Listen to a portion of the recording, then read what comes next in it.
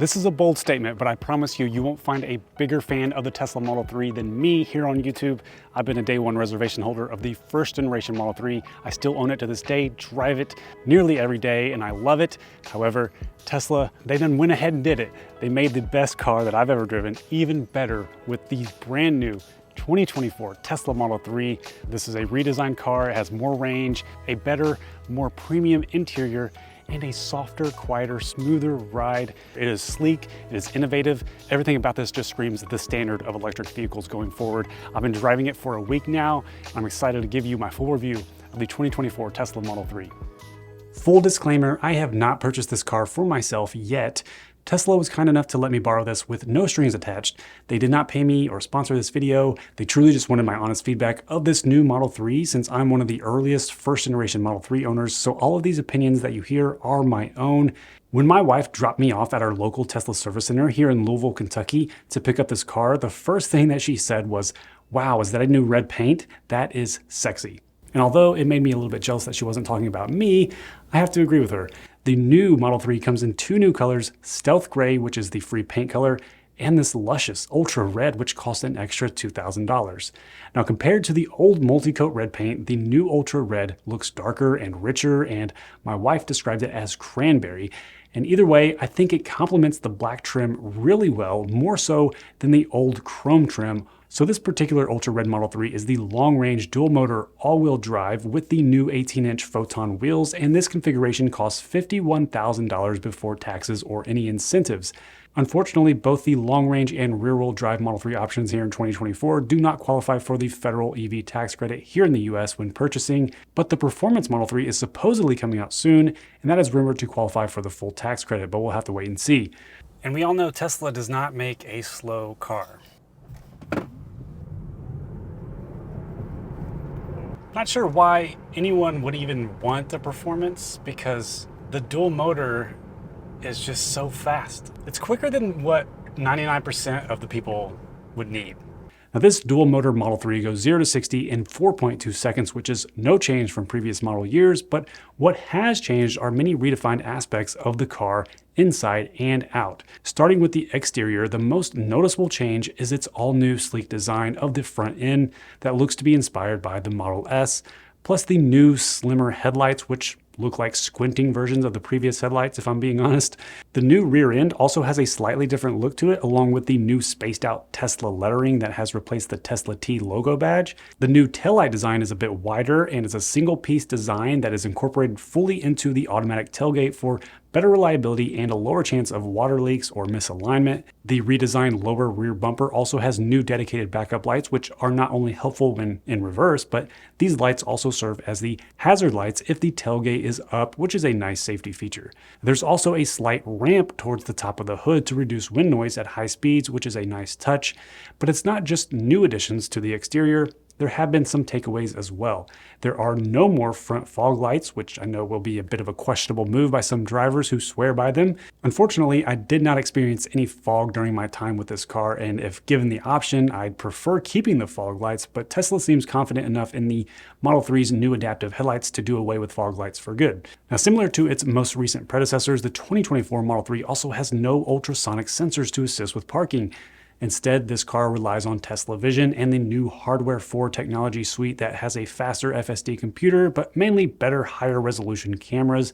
And Hardware 4 tries to replace the benefit of the lost parking sensors with a new software-based feature called High Fidelity Park Assist that shows a rendering of the vehicle's surroundings on the screen. And I'm sure Tesla will improve this as time goes by, but right now calling it high fidelity is very generous in my opinion. I still personally prefer the experience of the old ultrasonic sensors, which I felt more comfortable with as it showed me and alerted me on the screen with a fairly precise distance when I was getting too close to an object. I really wish Tesla had put a front bumper camera on this Model 3 like they did with the Cybertruck. Maybe that will come in the future. However, one of my favorite features is the new 360-degree wraparound acoustic glass, which was only on the front windows before, but now is included on all the windows, the rear windows and that back window, and it really reduces the wind and road noise when driving, which you will get to hear later in this video. And just when we thought one of the safest cars ever made couldn't get any safer, Tesla improved the side impact protection due to the new latch at the bottom of the doors. And that, along with the new body seals, has led to improved noise isolation and a quieter ride. And you can tell by hearing the way the door thunks when it shuts compared to the old Model 3 here.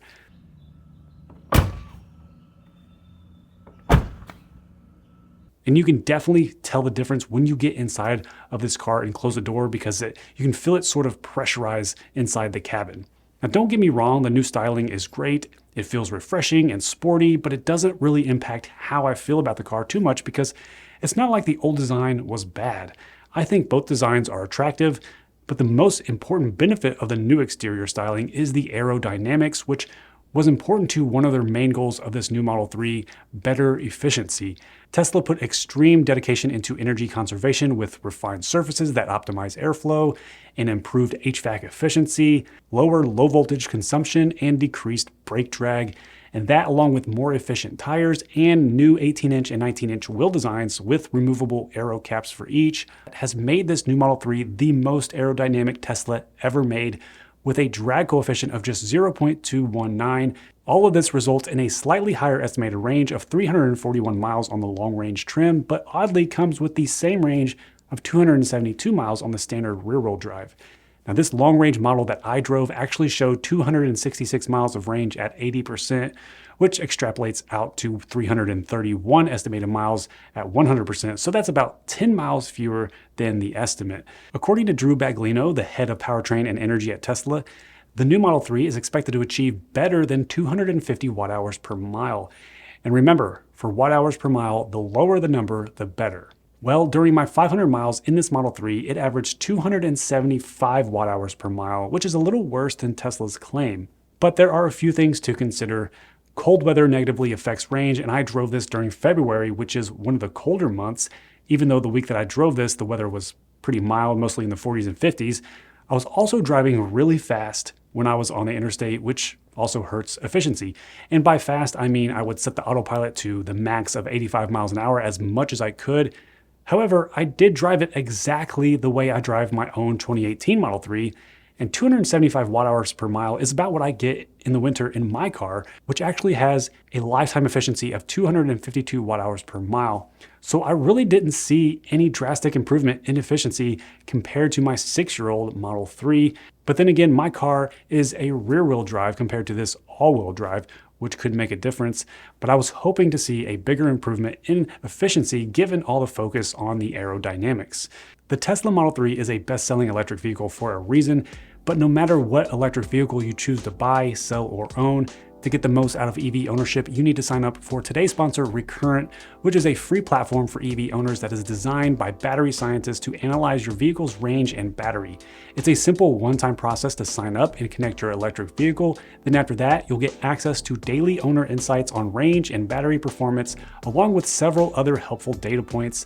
And when it's time to sell or trade in your EV, you can use the Recurrent info to show the current state of the range and battery in order to sell your car for more money, because Recurrent's network of dealerships pays a premium for these cars. And if you're a first-time EV buyer, you can use Recurrent to check the range, battery, and tax credit eligibility on tens of thousands of used EVs for free. These reports take a few vehicle-specific data points to compare one car to thousands of similar cars. No data is ever sold or shared without consent, and battery data is handled securely with end-to-end encryption. I've been using Recurrent on all my Teslas since 2022, so click the link below to sign up today and join nearly 20,000 other EV drivers. Now, moving on to the new interior in this Model 3, which features a new design with an updated center console that, again, mimics the Model S. This interior features more premium materials, including aluminum and textiles. The center touchscreen comes with that faster Ryzen chip that Tesla introduced in 2022, but the display is now brighter with higher contrast and is more responsive. It also has smaller bezels, which makes the actual screen real estate look a tiny bit bigger. It's definitely snappier than my 2018 Model 3, but I'm unsure how much of a difference you'd be able to see compared to last year's model, for example. Now, this also has an all-new telematics control unit with 50% improved cellular and double the Wi-Fi range, including dual-band Wi-Fi capabilities. And although I wasn't able to test this out, it has improved Bluetooth connectivity, so the car should recognize your phone from further away. Now, hopefully that will also help it recognize the phone better even when you're right next to the door, which seems to be what I experience every now and then with both my Model 3 and my Model Y. Now, this car also has a next generation premium audio system, including 3 more speakers than before, with a total of 17 speakers on the dual motor trim. Teslas are known to have some of the best audio systems in their vehicles anyway, and this is no exception with the new Model 3. And just like previous models, there are dual wireless phone chargers under the center screen, but a new change is that this is also the area where the key card is to be placed when using it to put the car into drive. This also has more powerful USB-C fast charging, up to 65 watts of power to charge a laptop. There are new dual microphones for clearer calls over Bluetooth, something you probably won't notice as a driver, but others will hopefully notice on the other end of the calls. Now, the rear seats are supposed to be more comfortable, but I personally didn't feel too much of a difference during my quick time in the back. Now, the car dimensions are essentially the same, but Tesla managed to make the trunk space slightly bigger without sacrificing room in the rear seats, which is nice. And a big new feature in this Model 3 is the 8-inch rear touchscreen display on the back of the center console that has Bluetooth headset connectivity. Again, this is another feature pulled from the Model S, which seems to be a recurring theme here.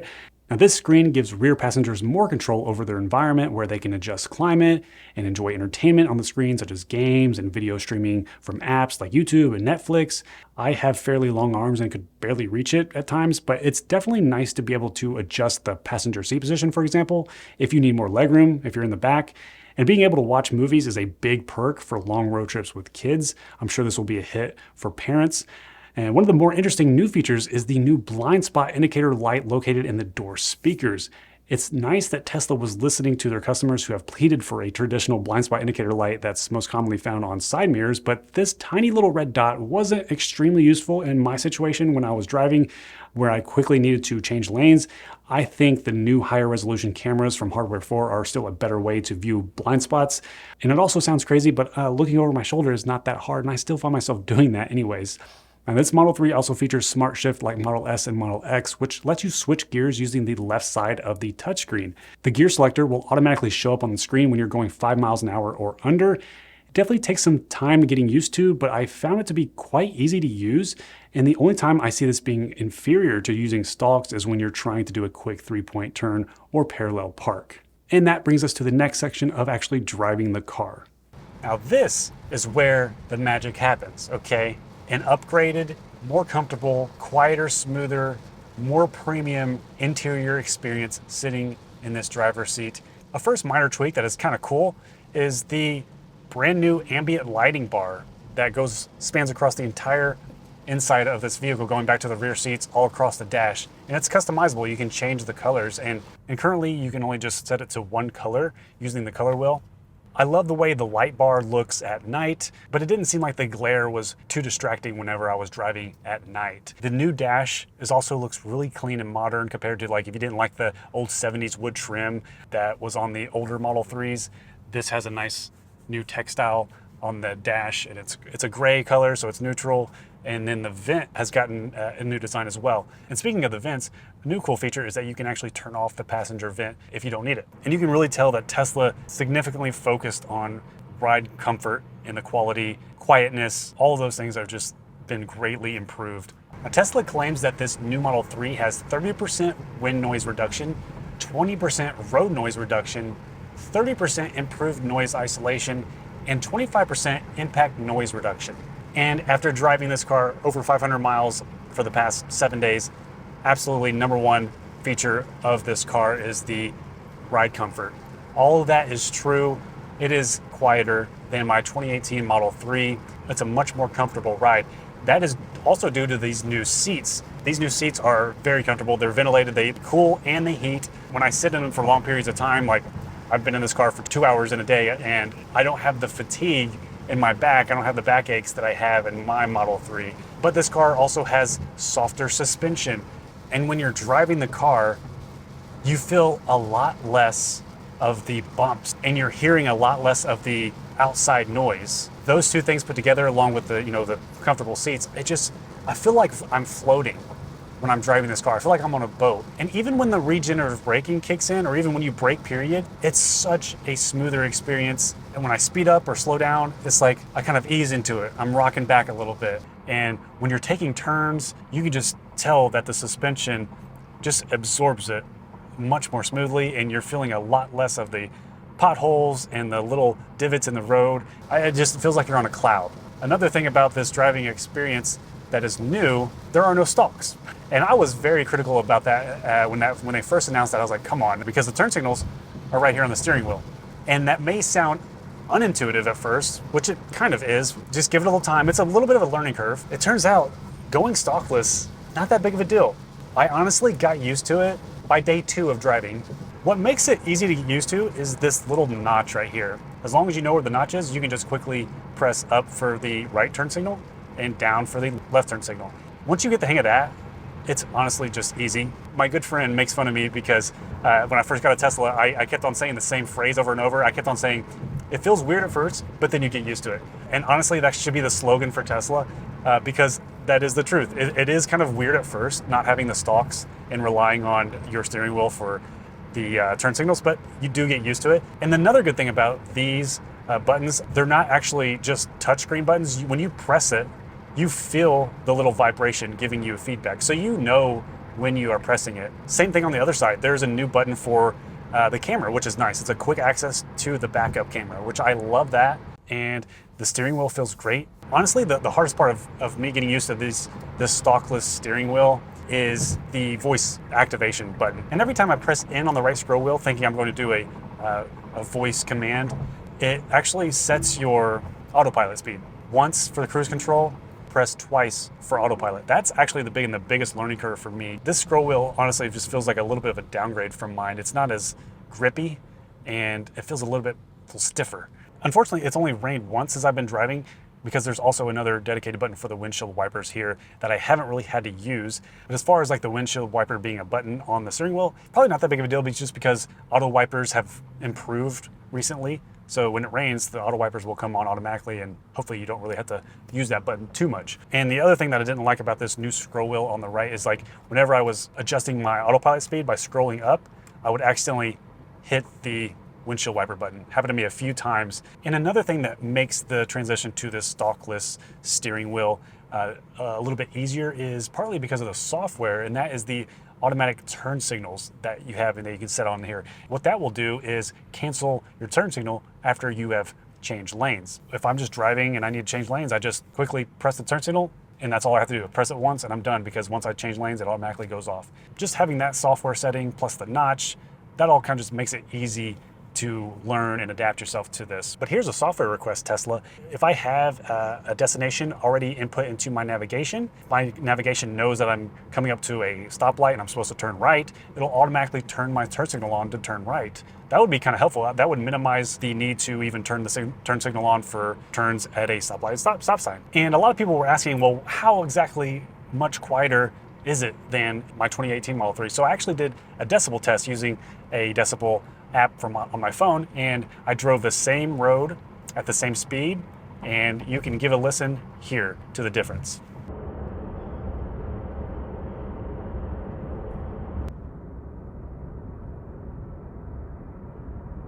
So hopefully that gives you an idea of the improvement of the sound. It's an incredible driving experience. However, having said that, I have experienced a downgrade in this car.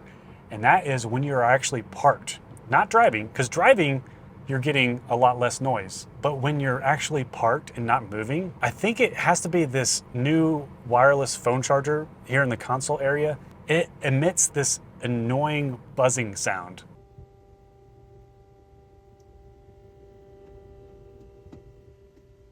My old Model 3, my 2018, does not do that. It's completely silent when you're parked. And I actually did a decibel sound test between this and my Model 3 when they were both parked. This new Model 3 was actually louder. Okay, so what's the final verdict on this new 2024 Tesla Model 3? I think this is the best Model 3 ever made, but that's expected. Just like when Apple releases a new iPhone every year and they say the same thing every year. It's the best iPhone that we have ever created. Well, obviously it is. It's the latest release with newer technology. I think if you are in the market for a new car and you have a budget of $50,000, this is hands down the best car available. Electric or not, gas, I don't care. It is the best car for $50,000 if you have that budget and you're looking for a new one. You can even get a rear-wheel drive trim for $40,000, which is even better, and you still get most of all the features that make this a great vehicle for the long term. But is this enough to make me upgrade from my 2018 Model 3? I felt pretty persuaded to upgrade during the week I had the 2024 Model 3, but once I went back to my old antique Model 3, I actually felt fine not upgrading to the new one. Yes, the quieter cabin and more comfortable ride are things I would love to have the most, but I still get the overall Tesla experience in my old car. I like to think of the 80-20 rule and the fact that the 20% of the things that make up 80% of the satisfaction is still the same. My old Model 3 is still a quick all-electric vehicle that continues to save me from buying gas. It has the best advanced driver assistance system and autopilot, which still performs the same, and it still gets regular software updates along with it still being one of the safest cars ever made. The big difference is that my Model 3 is paid for, so the longer I drive it, the better financial decision it becomes. I'm sticking with my old Model 3 for now, but I guarantee the 2024 Model 3 is going to be a huge success for Tesla. Let me know what you're doing. Are you going to get one? Are you not? Leave a comment below. I would love to hear from you. And thanks to Recurrent for sponsoring today's video, and thanks to Tesla for letting me enjoy and test out the new 2024 Model 3. I will see you guys in the next one.